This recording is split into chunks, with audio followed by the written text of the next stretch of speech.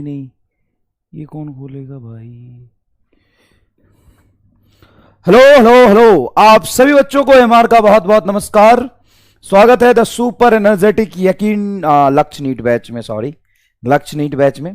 और आज हम लोग लक्ष्य नीट बैच में पढ़ने वाले हैं ऑल्टरनेटिंग करंट का लेक्चर नंबर 3। साहब देखिए ध्यान से, ऑल्टरनेटिंग करंट का लेक्चर नंबर 3 पढ़ने वाले हैं। तो आज ऑल्टरनेटिंग करंट के लेक्चर नंबर 3 में क्या पढ़ेंगे आपको समझाते हैं थोड़ा सा। तो भाई फेजर डायग्राम के बारे में हम बात करेंगे और AC source across pure resistance, pure inductor, pure capacitor पढ़ेंगे। ठीक है, अगर ये तुम्हें समझ में आ गया तो आगे चीजें बहुत आसान हो जाती है। ठीक है, ये चीजें अगर आपको समझ में आ गया तो आगे बहुत आसान हो जाएंगी। समझ रहे? अरे रामलाल, एक मिनट रुक जा रही। इसको बड़ा कैसे करेंगे? इसको बड़ा कर दिया जो ये शक्तिमान। ओल्ड प्लेयर पे चलते हैं। और बताओ क्या हाल चाल, सब बढ़िया? और सब बढ़िया? चल हो गया, टाइमलाइन तो हो गया ना, टाइमलाइन ये ऑन तो कर दिया रे। Good evening good evening good evening. ठीक है, चलिए। तो सबसे पहले हम एक आपसे सवाल पूछते हैं। सबसे पहले एक सवाल पूछते हैं, ध्यान से सोच के जवाब दीजिएगा। AC current behave as vector, true false? और AC current is a vector, AC current is a vector.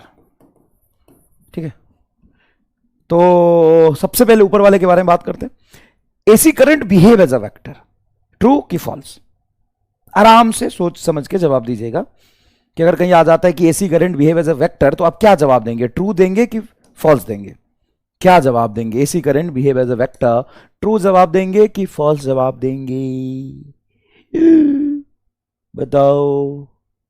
अच्छा ये, चलो पहला ऑप्शन करा लेते इसके लिए। ऊपर वाला सवाल का पहला ऑप्शन करा लेते ट्रू, दूसरा ऑप्शन है फॉल्स, सिर्फ ऊपर वाले सवाल के लिए। नीचे वाले को अभी हम बात नहीं करते, ठीक है भाई? नीचे वाले को गोली मारो।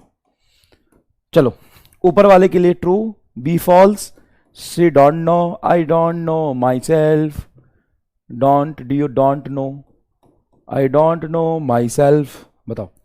तो true false don't know, AC current behave as a vector, true false don't know. Poll create कर रहा हूं, बताओ।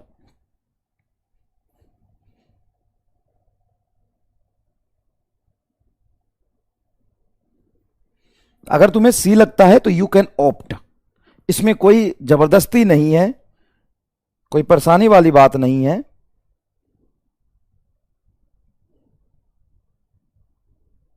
आप ऑप्ट कर सकते हैं अगर आपको सी लग रहा है तो।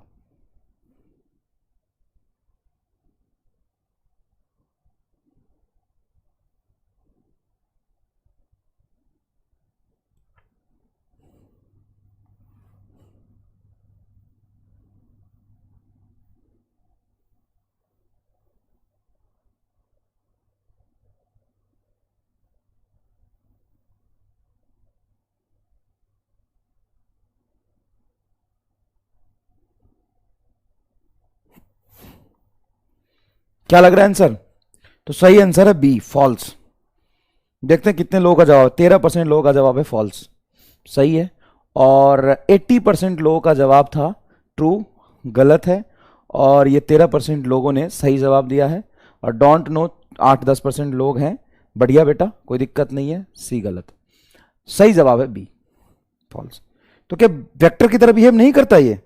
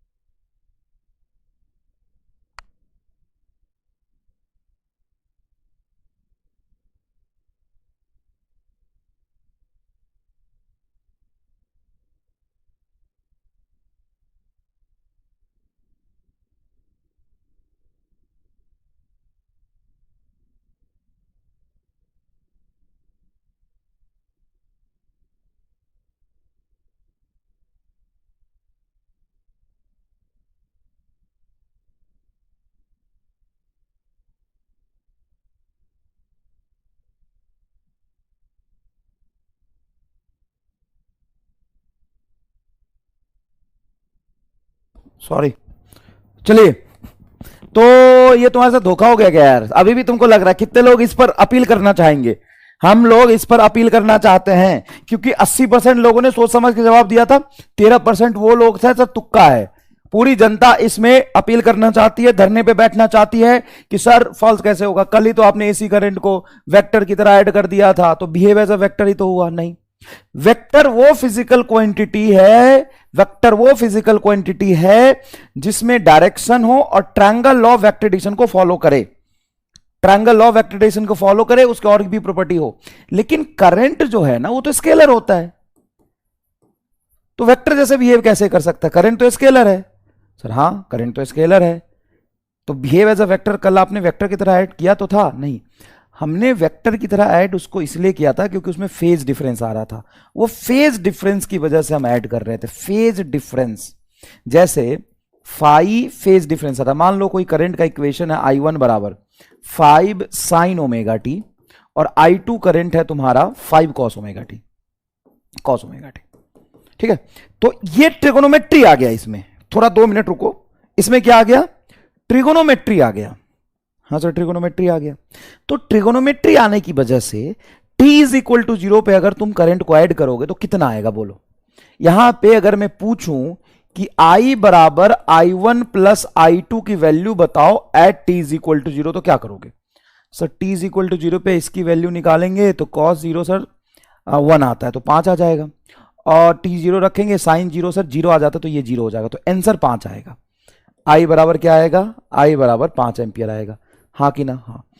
तो एक्चुअल में ये साइन थीटा कॉस थीटा पे डिपेंड कर रहा है। वेक्टर हमेशा साइन कॉस पे डिपेंड करे ये जरूरी तो नहीं है।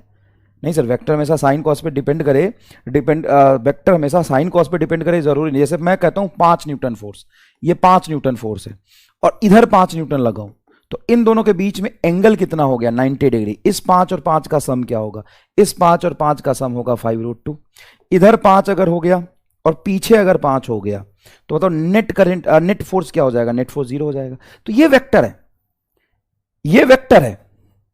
लेकिन यहां पर आप जो ऐड कर रहे हो वो डायरेक्शन की वजह से नहीं ऐड हुआ है, वो एक्चुअल में वैल्यू ऑसिलेट कर रहा है। इसका वैल्यू क्या कर रहा है? ऑसिलेट कर रहा है। इसमें फेज डिफरेंस आ गया दोनों में, तो उस फेज डिफरेंस की वजह से मान लो कि इधर तुम्हारा करंट साइन थीटा के साथ वेरी कर रहा है, इधर कॉस थीटा के साथ वेरी कर रहा है, तो डायरेक्शन की वजह से थोड़ी ना परपेंडिकुलर है ये। 2 मिनट रुक जा और मुझे बता, ये डायरेक्शन की वजह से परपेंडिकुलर आया था फेजर डायग्राम में कि साइन और कॉस से, कॉस के फंक्शन में होने की वजह से? सर साइन और कॉस के फंक्शन में होने की वजह से परपेंडिकुलर ऐसे हमने लिखा था। इसमें फेज डिफरेंस अगर कोई पूछे तो साइन इधर हो गया, कॉस इधर हो गया, 90 डिग्री का फेज डिफरेंस आएगा। बताओ 90 डिग्री का डायरेक्शन में एंगल है कि फेज में एंगल है? बताओ तो, ईमानदारी से खुद ही सोच के बता, डायरेक्शन में एंगल है कि फेज में एंगल है? तो फेज का एंगल है। हाँ, अब जब इन दोनों को ऐड करोगे तो √I1 प्लस I2 का होल स्क्वायर से ऐड हुआ है, तो फॉर्मूला जो लगा है वो डायरेक्शन की वजह से लगा है। बताओ मुझे, यहां पे जो फॉर्मूला लगा है वो डायरेक्शन की वजह से लगा है या किसी और वजह से लगा है?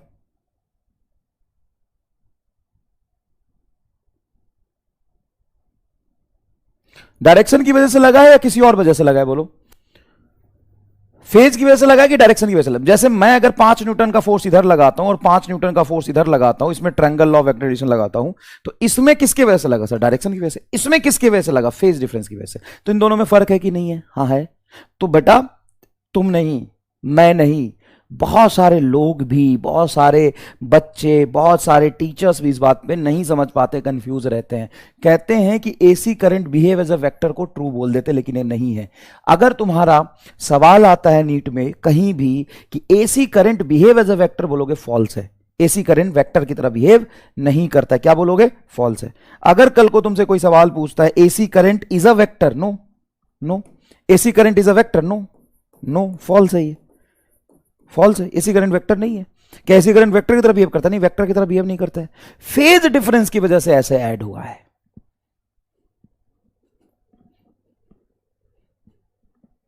बताओ,